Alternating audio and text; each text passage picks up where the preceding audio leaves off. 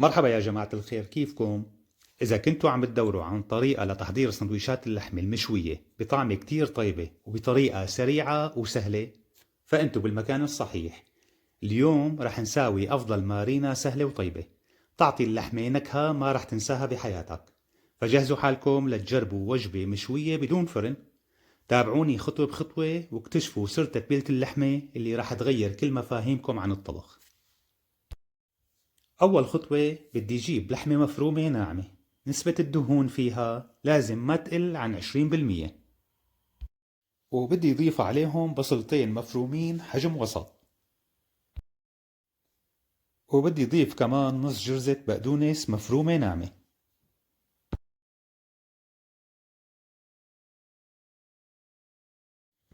ورح ضيف بندورتين يكونوا حجم وسط أو بندوراية كبيرة بيمشي الحال. حبة قرن فليفلة حلو، وفيكم تحطوا بدالها فليفلة حدة، وطبعا على حسب رغبتكم انتو.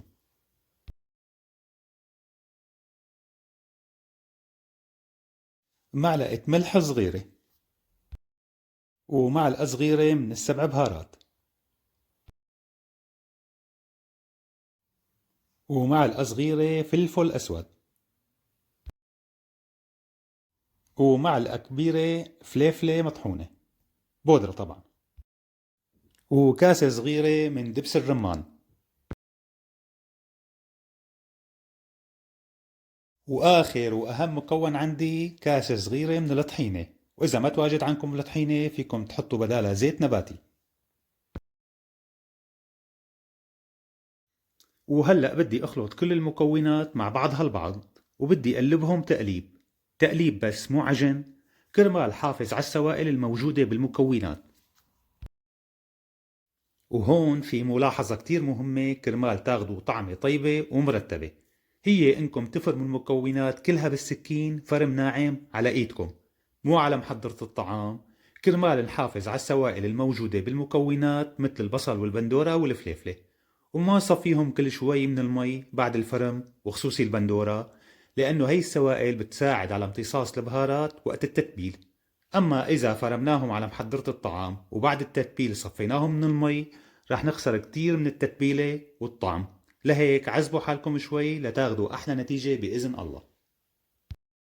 رح خلي الخليط يرتاح لمدة 30 دقيقة، يعني نص ساعة أقل شي، حتى تتشرب اللحمة والخضروات كل النكهات. وهي الخطوة هي من أهم أسباب الطعم الطيبة يلي بيستخدمها أغلب المطاعم.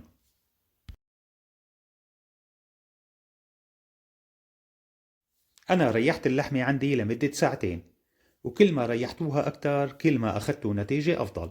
ورح بلش مد اللحمة على الخبز، وأنا بنصحكم تستخدموا خبز يكون سميك شوي، كرمال تستوي اللحمة بقلب الرغيف وبنفس الوقت يطلع عندي لون الرغيف ذهبي وحلو. أنا رح أستخدم الخبز العربي يلي مساويه بالفيديو السابق، رح أترك رابط الفيديو بالصندوق الوصف. رح مد اللحمة بالرغيف بنسبة وسطية، يعني لازم يكون مقدار اللحمة على قد الرغيف، وبنفس الوقت تكون السماكة رقيقة كرمال سهل عملية الشوي. وديروا بالكم تكتروا حشوة للرغيف، لأنه إذا سمكنا الحشوة ممكن ما تستوي معنا اللحمة، وبنفس الوقت يفرط معنا الرغيف.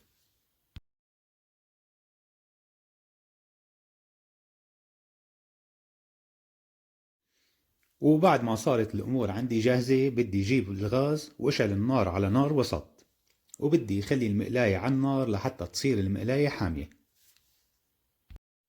هلأ بدي ادهن وش الرغيف بزيت نباتي واحطه على المقلاية، وبدي خلي على المقلاية لمدة لا تقل عن 3 دقايق. طبعا النار وسط، كتير مهم انه تكون النار وسط. وانا عم اشوي الرغيف على المقلاية رح ادهن كمان الوش التاني بالزيت النباتي، ومتى ما تأمر عندي الوجه الاول رح اقلب الخبزة على الوش التاني. هلأ من فوائد هاي الوصفة، اول اشي ما بتاخد معك وقت طويل لتساويها، يعني إذا إجاكم ضيوف وحابين تعملوا أكلة سريعة وطيبة فهذا خيار ممتاز إلكم. وبنفس الوقت إذا كان الواحد محتار شو ياكل فهي الأكلة مغذية وسهلة وبسيطة بالشغل. والأحلى من هيك إنها خفيفة، فيك تساويها أكتر من مرة، لهيك حبيت ساويها إلكم كرمال تدعوا لي عليها. وهلأ بعد ما استوى عندي الوش الثاني وأخذ معي 4 دقايق بالضبط، يعني الرغيف أخذ معي وقت بشكل كامل 7 دقايق، وهذا هو الوقت المناسب لتستوي اللحمة بقلب الرغيف. شايفين كيف لون ذهبي وبيجنن، وبنفس الوقت اللحمة مستوية وآخذة حقها من النار. هلأ بدنا نكرر العملية مع كل الكمية الباقية عندي، وبالنهاية بدي إياك تجرب هالطريقة وتعطيني رأيك فيها. وهيك كانت معنا سندويشات اللحمة بالبيت بكل تفاصيلها. بتمنى انه الفيديو يكون نال اعجابكم وتحصلوا على نتيجة مرتبة وكون عند حسن ظنكم. طبعا لا تنسوني من الدعم والاشتراك بالقناة، واذا عجبتك الوصفة بتمنى تشاركني رأيك بالتعليقات، وان شاء الله الف صحة وهنا، والسلام عليكم.